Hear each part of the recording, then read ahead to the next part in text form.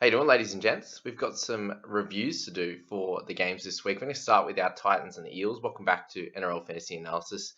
We're going to be rolling through this one here and just mention a few of the sort of the bets and predictions that I had for this game. I expect a little bit more high scoring, especially on the Titans side. I thought they'd have one or two more tries in them. I think I predicted like a 30 to 20 type of score, so I was slightly off on that one. I'd end up being the unders, but there's a couple of obviously weird things that happen in terms of some late outs in this game with Moses being taking out the team just before, obviously an hour before. We didn't really have any idea that he would rest, but yeah, it makes sense. I don't really need to play him in this type of game, especially when you got guys like Reed Mahoney coming back. Him and Gutho can really steal the show, and that's what they did there. You can see that for sure. I also tipped Gutho to score a try, but he was too busy just setting them up.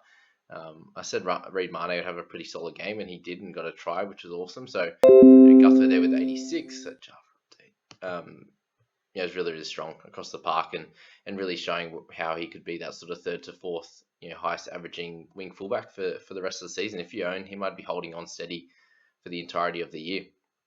We were lucky to pick up Reed Mahoney in our people squad. That was a really lucky one in the end. We were tossing up between him or Ponga.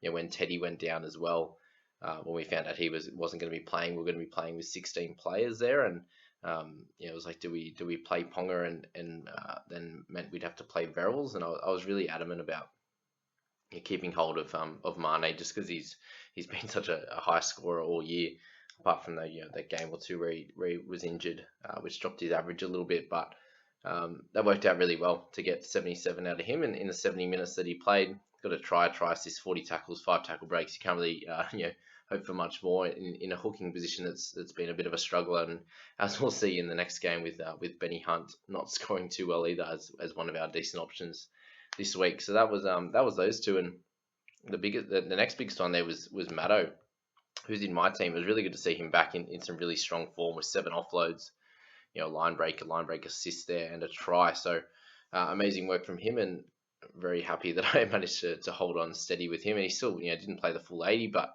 would take 72 minutes from him and Nathan Brown, which was really interesting to see him get 69 there in his 72 minutes. So will that be something that will continue happening? I'm not exactly sure, but a really good score from him.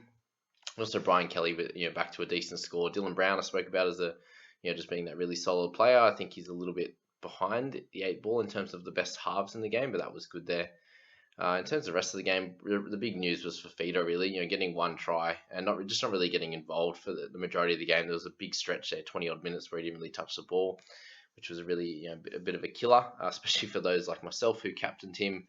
He also did get a rest, which was interesting. So 22 minutes on the sideline didn't help his cause, but still 45.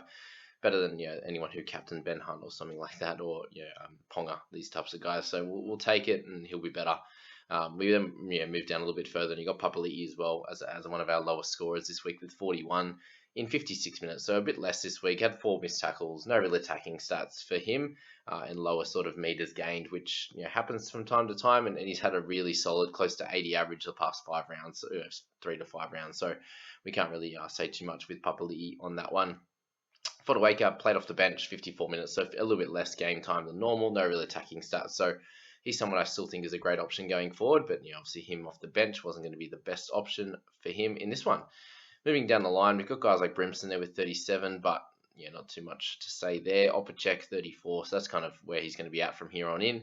Peachy went back to playing 56 minutes, did get a try assist and a try saver, and only got 33 points. So again, this has happened to him in the past where he scores a 30 odd and then goes and gets a 50 odd the next few weeks, and he has that 45 average. So if you're still holding on to him, I think it's okay to keep that. If you trade him out like we did in our people squad, then that's also okay. I suppose the big news here is for my team and anyone who owns Fogarty, had 5 missed tackles and pretty much compound fracture, they reckon, in one of his fingers, which didn't look very good at all. For him, this wasn't going to be his best game. They were getting beat by the Eels. Obviously, the missed tackles, no real attacking stats, no goals. So for him, it's not the best game, and then gets injured. So I think he's probably going to be a sell. Looks to be somewhere between 2 to 4 weeks. You could hold him. I'll be tempted to. He has gained a fair bit of cash the last few weeks, so he won't lose too much in this one because his average has been really high. But yeah, it'd be a little bit annoying to trade him out. And if he's out for a couple of weeks, like someone like Tohu Harris was, then you get him back. And if we're all running out of trades, then he's probably worth holding if that's the case. But we'll find out more in the next few days, and we'll be able to mention that on this show and help you guys out with that one. And I'll obviously be telling you what I'll be doing with my team as well. Heading down the line, there's not really too much else to say in this game with the Eels and the Titans. So we'll move on to the Manly game with them and the Dragons. Obviously, DCE was a late out for this one. I predicted, with him playing a few different things, but I said 30-12 was going to be my sort of scoreline, and it was fairly close to that. So if hopefully my little preview on that one helped you. I did also say that Olakau'atu was a good chance of scoring a try, and he had an awesome game. The other two guys I mentioned was Garrick.